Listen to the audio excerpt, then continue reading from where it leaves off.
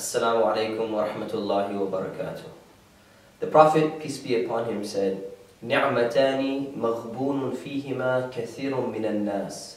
He said that there are two blessings which Allah has given us, which most people are deprived of. They're cheated out of these blessings. And what are they? Number one, as-sihha, and number two, al-faragh. He said that people who have good health are cheated out of that blessing. And people who have free time are cheated out of that blessing. And it's something that we really need to reflect upon, especially as young people. And when I say young people, I mean people under the age of 30, under the age of 40. They still count as being young. Most of them have health. They're able to function. They're able to move their hands. They're able to move their mouth. They're able to do all sorts of things. They can run, they can walk, they can do all these things. And they have the amount of free time in their life because they don't have to be responsible for a family. They don't have to be responsible for so many other things that when you get older, you don't have as much time as you used to have before. So it's very important. My brothers and sisters, I'm telling you, it's very, very important that we utilize these blessings. Because with every blessing that Allah has given us comes a responsibility. And we need to benefit and utilize that responsibility so that these blessings will actually do us some good. Not only in this life, but in the next life where we're going to be held accountable for what we've done. So what do we need to do? Number one, the first and most important way we can utilize our health and our time is to understand why are we Muslim.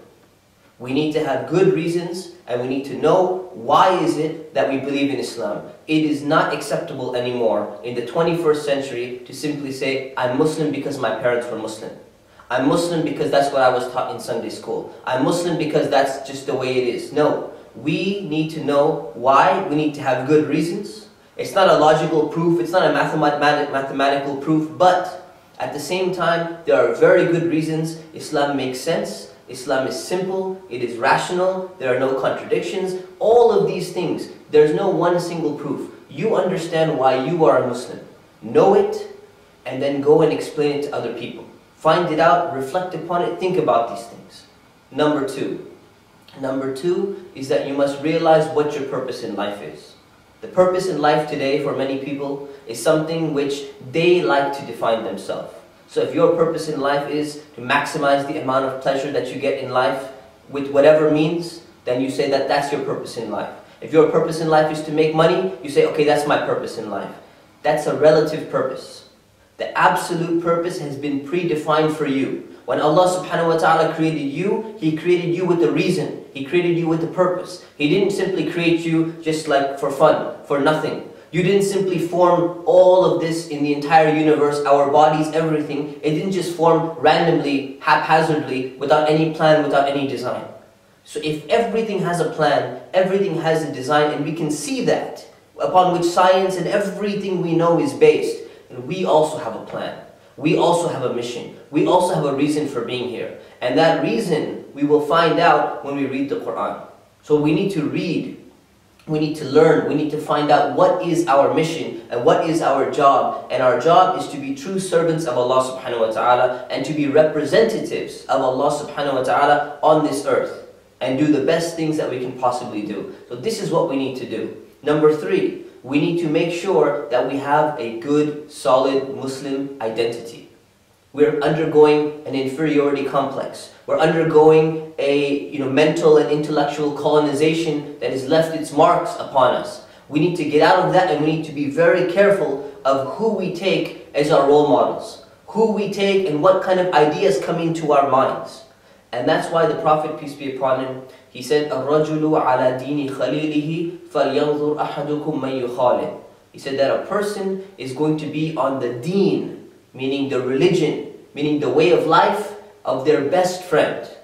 And he said, so be careful of who you take as your best friend. It's not just a friend. It's not just the person who you hang around with. It can be your teacher. It can be the movies that you watch. It can be your role models. It can be the music that you listen to. What do you allow to go into your ears? What do you allow to go into your eyes? All of this is going to affect your deen. It's going to affect your way of life. It's going to affect your religion. It's going to affect your Islam.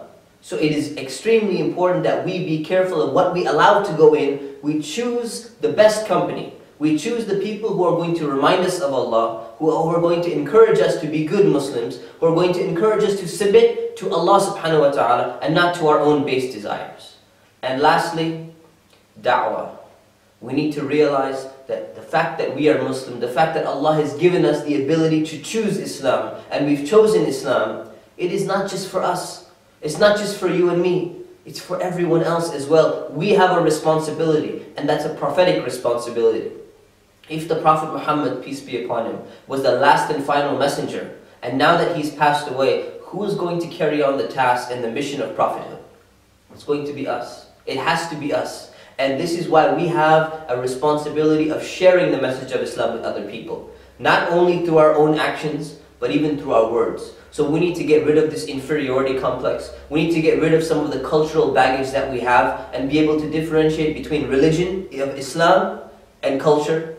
And we need to opt for Islam, and we need to show that message to other people who are thirsty, who are starving for a message that is so rational and so clear and makes so much sense, like the message of Islam. So if we can do that, brothers and sisters, inshallah, we have been able to benefit and utilize from our health and from our free time. So don't let yourself become cheated from any one of these two blessings. Because if you are cheated, then we know that the only fault actually lies upon ourselves. So may Allah help us and guide us at all times. Assalamu alaikum wa rahmatullahi wa barakatuh.